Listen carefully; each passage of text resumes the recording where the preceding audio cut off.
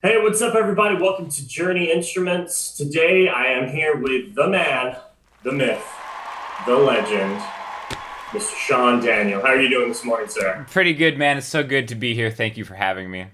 We're going to kick things off with a quick game of over or underrated. Oh, I think that's great. Let's do it. Absolutely. I think people want to get your opinions on things You like know, yourself. my opinions need to be heard They do. for They sure. do, absolutely. Which is Yep. why we're starting with this. We need to get as many of your opinions in as little time as possible. Let's lock them in. So What do you got for we're going to me? compress this. All right. So first over under question is bolt on guitar necks. Bolt-on guitar necks? I would say underrated for sure.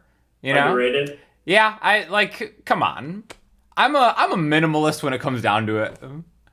Like Yes. Yes. I'm I not can really see all those guitars in the background. Definitely. yeah. Yeah. So yeah, I'm throwing people off the scent of my minimalism. Right. Right. You don't want people to get to know you too well. For sure. Bolt on works. If it stays in tune, then it's good to go. So underrated, bolt on. The Ibanez Tube Screamer, over or underrated? Overrated, 100% overrated. Absolutely. Really? Yeah. Tell me more. I don't know. It's like, okay, cool. It's the one tube screamer. Like everybody, there's so many tube screamers out there. Like, do we really need to be like paying our respects to like the first tube screamer? That's a little precious, isn't it? Overrated. I don't like. Awesome. I also don't like that shade of green. To be honest, that is the worst shade of my favorite color. In-N-Out Burger. This is a tough one for me. I'm vegan, okay, but I haven't always been. So I'm gonna say I've had it like one time, and it was an overrated learning experience for me personally. Yeah. So again, grain of salt. This is my pre-vegan days. And growing Sure. up in like the Midwest, we didn't have any In-N-Out burgers. It was always kind of like this holy grail of fast food, apparently. And then when I went to, Yeah. I think we had one actually in Las Vegas when I moved out there for a minute. And I was like, today's the day, In-N-Out. And it was a disappointing experience. So overrated. I'm sorry if I've offended people with that one, but that's it. I mean, like low key, I think they're overrated as well. There we go. But, See, you know, see, Joey. That's why you're the man, dude. dude, we're Kindred just spirits. That's that's it. vibing. Okay, this might be a tough one. Oh boy. The Foo Fighters. Oh man, overrated. Man, you didn't even blink. Not even close. Uh. Just because I saw on Instagram stories like Dave Grohl popped up in my feed. He's like, "Hey guys, just want y'all to know, new Foo Fighters album is coming out, whatever." And I'm like, "Cool, mid-pandemic, that's what we need, another Foo Fighters album." I'm gonna sound like a hater. Like I love Color in the Shape. That was actually kind of like an influential album for me, like learning Sure. guitar. I think a lot of certain guitar players of a certain age, when they learn Everlong for the first time and like open up Drop D and be like, "Oh, this is like a wicked song to learn," Yeah. and then they just kept kind of cranking out the same album every 2 years, like Cloud. Which, to again, I'm not hating on them, but as just my time with the Foo Fighters has come and gone. That's fair. That's absolutely fair. And over under doesn't mean love or hate. It Yes, just means exactly. Me and the Foo Fighters have had some great times, yeah, right? yeah, absolutely. Dave Grohl Absolutely. specifically, drummer on one of my favorite albums of all time, Queens of the Stone Age. Like the dude's like massively talented, but He is. He yeah, is. but It's over, true. or yeah, But overrated, sure. for sure, for Love sure. it. Awesome. All right. What about listening to sad music when you're sad to make yourself more sad? Underrated for sure. Underrated? Man, I come from the school of Elliott Smith, so Ah, like he's my guy, 100%. yeah. And Adrian Lenker, Big Thief. That's been kind of like the soundtrack of my pandemic. So yeah, totally underrated.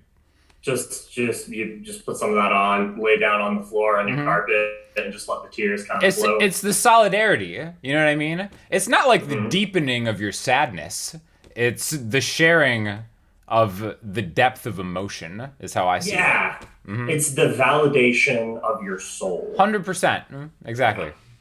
Recording music in your home studio. That's interesting because I wonder what like the temperature is on this right now, because like everybody does it right now. Yeah. So I think I think now it has become overrated, whereas maybe 3 years ago it was underrated.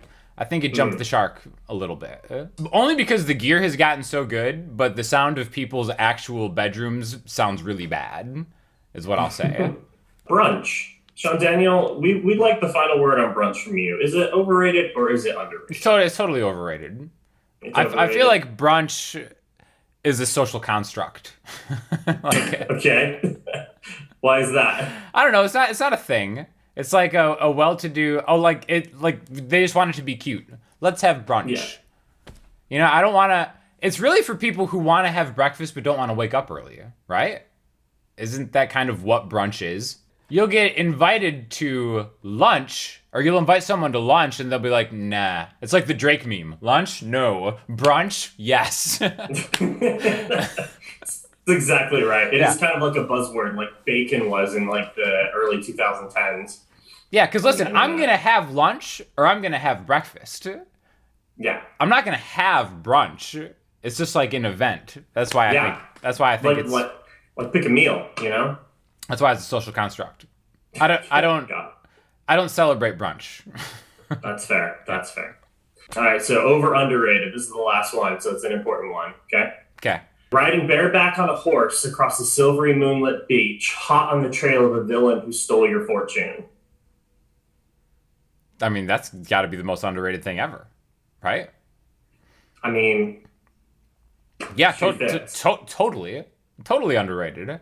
I mean, when was the last time that you did that? Bro, that's on my bucket list. Yeah, 100. As it should be on. Great question. That's on my bucket list. I would also like to just chase more people that have wronged me. That's something that I've strived for. You know, back to brunch for a second. Another thing about brunch, now that I'm thinking about it. Yeah, let's go. Let's take it back. Let's collectively pick the time that we'll have to wait the longest in line to get a table and go eat then. That's what I think of when I think of brunch. It's like, let's go with the exact worst time to go out to eat. Let's pick that time. Yeah, absolutely. Because it's not early enough to where nobody will be there. Yeah. And it's like right when the line starts queuing for lunch. So, yeah, everybody has this idea of brunch. I feel like there's probably like something in the air that people just like feel they need to have brunch, so they all go at the same time. That's probably how it started. Yeah, probably. Every brunch experience is probably a bunch of people who thought they were super smart.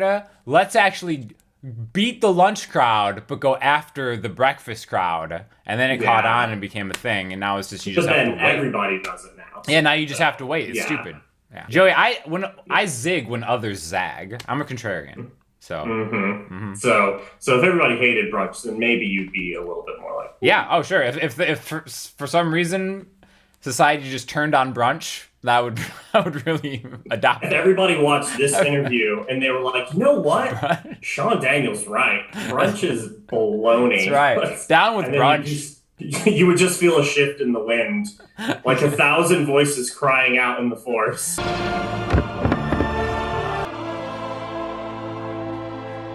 That's right.